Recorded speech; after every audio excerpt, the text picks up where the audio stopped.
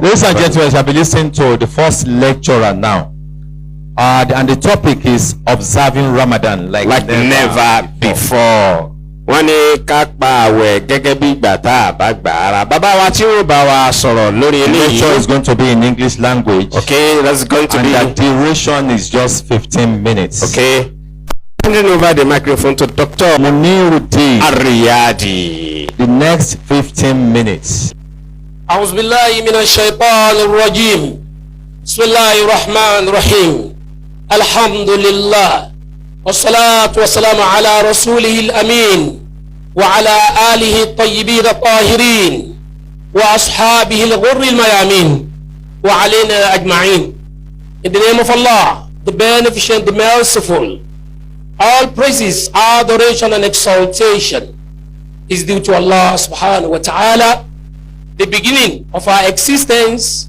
Allah who created us from nothing and He has made us what we are today. And definitely everybody shall return to Allah. We celebrate the name of Allah subhanahu wa ta'ala, the exalted. We seek for Allah's benediction to be upon the noblest mankind, our teacher, our role model, Muhammad sallallahu alayhi wa sallam. May Allah be pleased with him. May Allah be pleased with his household, his companions, and may Allah be pleased with every one of us till the day of resurrection.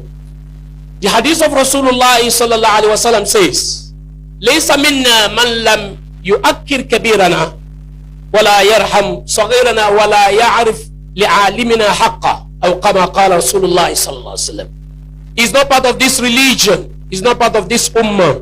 Whoever ignores our leaders, whoever does not recognize our leaders, regardless of his status, his knowledge, his ability, if he fails to recognize the leaders, then it is not part of this religion. It means it is part of Sunnah of Rasulullah sallallahu alaihi wasallam to recognize our leaders, and that will lead me to welcome in absentia our father, His Excellency, the Governor of Lagos State, our father, Mr. Olushola Sowolu. May Allah continue to be with him, and may Allah continue to protect him.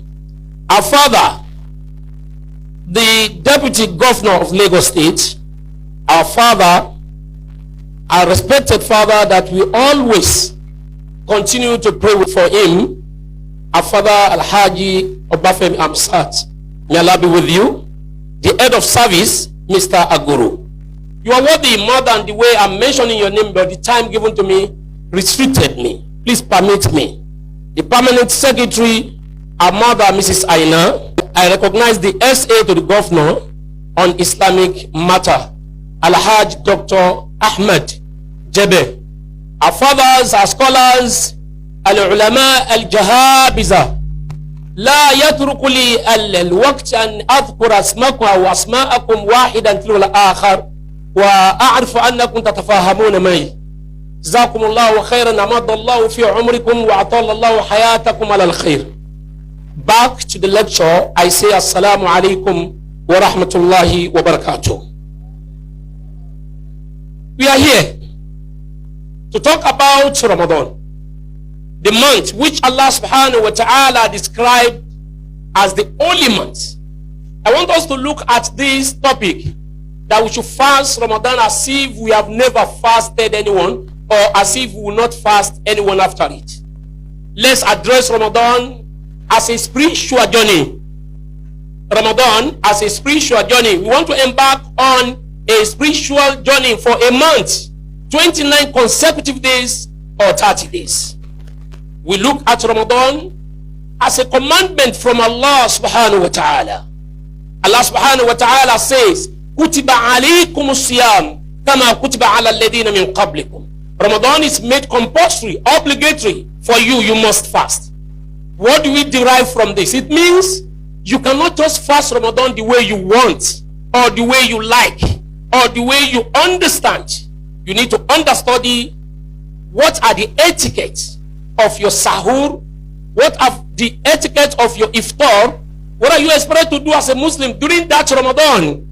Because it is not just a fun that is how I want it, that is what I want to eat. I'll start an example. Somebody will say, I don't like to eat in the night. I prefer to go ahead with my fasting. The Prophet said, no, don't do that. You will not be rewarded as expected of you. You are expected to even sip water if you are not going to take anything. So that is to say, Ramadan is an act of ibadah, and it has to be done in accordance with Quran and Sunnah. In the quoted verse, Allah subhanahu wa ta'ala ended that ayah with a message that I want us to pay attention to. He said, لَعَلَّكُمْ تَتَّقُونَ. That Ramadan is not aimed at starving you. We don't mean to suffer you. We don't mean to punish you. But we want you to attain piety, fear of Allah. So if Ramadan comes, you don't attain piety of Allah for 29 days and 30 days, and Ramadan moves on and you are still the same thing spiritually, something is wrong with your Ramadan. That's the first lesson. Prepare to seek the opportunity of Ramadan to move closer to Allah. Because if you move closer to Allah, your problems will be solved. Allah has promised that وَعَدَ اللَّهُ الَّذِينَ آمَنُوا مِنْكُمْ وَعَمِلُوا الصَّالِحَاتِ لَا يَسْتَخْلِفَنَّهُمْ فِي الْأَرْضِ كما استخلف الذين من قبلهم ولا يمكنن لهم دينهم الذي ارتضى لهم ولا يبدلنهم من بعد خوفهم أمنا يعبدونني لا يشركون بي شيئا. The ayah I've just quoted is from Quran 24 verse 55. Allah subhanahu wa ta'ala spells out the reward for those who embark on any religious activities that is going to give them succession on this heart. It's going to give you security.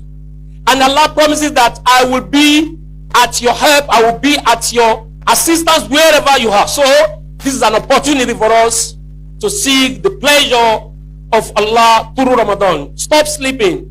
Become a newborn. Repent to Allah. Supplicate fervently to Allah. If Allah is capable of bringing anything out from the soil, then it's capable of solving your problem. That is the first point. Ramadan teaches us obedience to our leaders. You know, Allah subhanahu wa ta'ala says, وَمَنْ شَهِدَ مِنْكُمُ الشَّهْرَ فَلْيَصُمْهُ. You can't just start Ramadan in any month, but a described and prescribed month.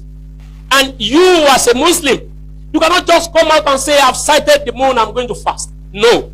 Even if you have the ability to sight the moon, you still have to report to your leader.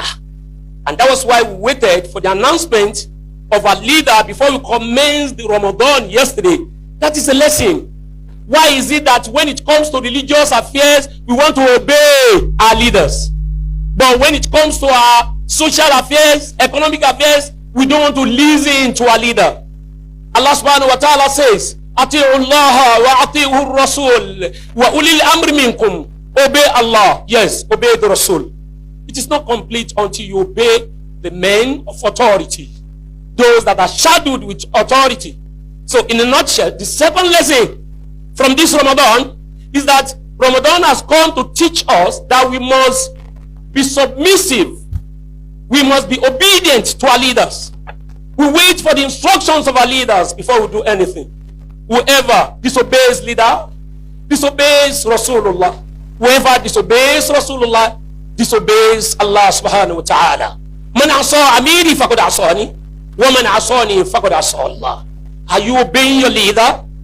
At every level of every facet of our life, we must obey our leader. That is the second lesson.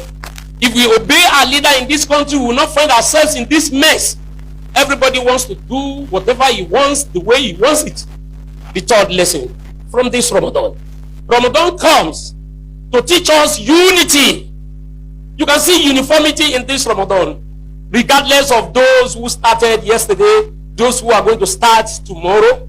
The difference of 1 day or 2 days or 3 days is not what I'm talking about. You can never see a Muslim claiming that I have fasted my Ramadan 3 months ago. So Ramadan comes in a sacred month. As we are talking, the whole world are fasting. Even if you have some those that have not fasted or they have not started fasting, they will still start their fasting in this month. That is uniformity we are talking about, and that is unity.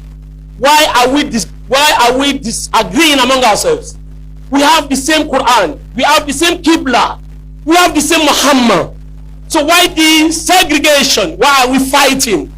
If today we say Shahru Ramadan, the other group said Shahru Ramadan, the other group are quoting from Quran, from Hadith, and we are cleaning ourselves.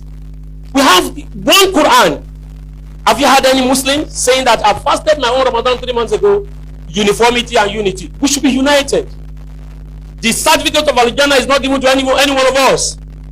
We are to admonish people, tell them what is wrong, enjoy right conduct on them, tell them what is right, and scare them against hellfire. But for you to declare somebody that is going to hellfire and cause hula baloo and cause fighting, definitely you don't understand what Ramadan has come to do. Ramadan comes to bring us together. I can see my fathers here who ordinarily I cannot even move closer to. I'm sitting beside our governor, our deputy governor, our chief imams. This is the benefit of Ramadan. We should maximize it. Another lesson, Ramadan, according to the hadith of Rasulullah, the Prophet sallallahu alaihi wasallam said, "As-siyamu junnatun, wa in kana ahadukum sa'iman fala yarfus wala yajhal, wa in murhun qatala wa shatama falyaqul inni sa'imun inni sa'im." That is the third lesson. Ramadan has come to teach us good mannerism, humility, that we should have good conduct. Let me translate this hadith, and you concur with me that this Ramadan has come to teach us. Prophet said Ramadan, or fasting ordinarily, is a protection. Fasting protects you against every evil, not of any evil.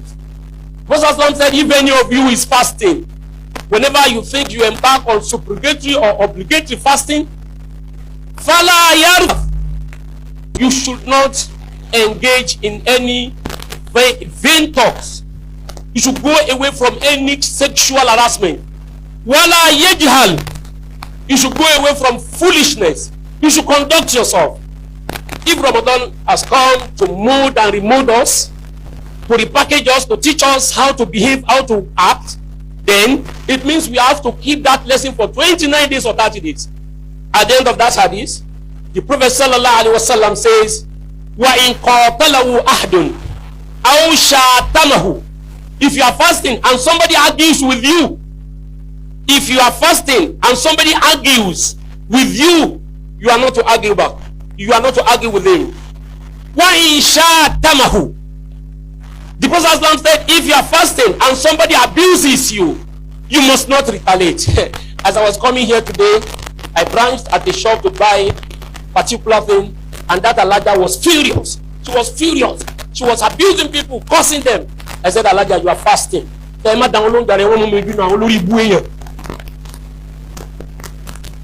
Ramadan or fasting says, if they abuse you, you must not abuse. If they argue with you, you must not argue. What should you say? Inni sa'imun. Is that not a lesson? If we cultivate that habit for 29 or 30 days, that we became gentle, we became tolerant, we can observe, we can forgive, you can tolerate, you can let go for 29 days. Why can't you keep it for the rest months so that we live in harmony, tranquility, and happiness in our community? Why this fight? All places in our country. Ramadan taught us how to conduct ourselves, to have good conduct. It is not only to abstain from eating, drinking, sexual meetings, sexual gratification, or what have you, but to remold yourself. The last point, the Prophet sallallahu alaihi wasallam says, "Man lam yada' qawl az-zur wal 'amal bihi, falaysa lillahi hajatun fi an yada'a ta'amahu wa sharabahu." This is the best time for us to pray. We should stop cursing the leaders. We are all in it, all. The result of our sins that we have committed individually and collectively is the result of what we are seeing today. We should stop blaming anybody. Stop blaming the government. Pray for the government. If you pray for the government, the dividend of that prayer will permeate into every home. If you continue to curse the government, the result of that cause will descend on every individual. I pray Allah subhanahu wa ta'ala enables us to understand, digest, and ponder, reflect on this lecture more than how it was poorly presented. And may Allah bless Lagos State, bless our leaders, and bless Nigeria.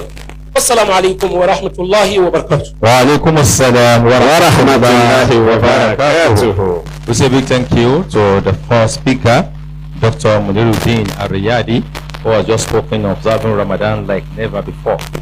Àkòrí gbogbo tí wọ́n sọ fún wa náà ni pé àwọn bàbá oyin wákà bẹ́ẹ̀ ni kí wọ́n wí gbogbo ẹ̀pọ̀ wọ́n sọ di wákà wọ́n ní kàrántí ilé òní àkàn ilé ìta ó mọ̀ tí òpin ló jọ kò sí káàsán kò sí káàlẹ́ kò sí kó àwùrọ̀ rẹ̀ mi kò sí máa ṣọkọ́ ọrùn káròde ó sì wá sinmi rè ẹ̀sìn ni okú wà kú gbọ́dọ̀ rò ṣé wà ní okú wà kú. Kàṣọ́ ọ̀rá kàṣọ́ wà o nítorí ká má ṣàbámọ̀ kàṣọ́ ọ̀rá kàṣọ́ wà o ká má ṣàbámọ̀ o. Ẹni wáyé mọ́yà yóò jẹ́ ká lọ́rùn ẹni wáyé mọ́yà yóò jẹ́. Torí Ọlọ́run sàrí tó. Pẹ̀lú ògùn ọlọ́run jẹ́ ká rí bàbá náà pé agbádùn wà sínú púpọ̀ jazakumullahu khairan jaza. Wọ́n ní wá àsìkò tá a wà yìí ká má bu ìjọba ká ṣe pẹ̀lẹ́pẹ̀lẹ́ Ọlọ́run kó bá wa san gbogbo wa náà ní ẹ̀san dáadáa. Now the next item please.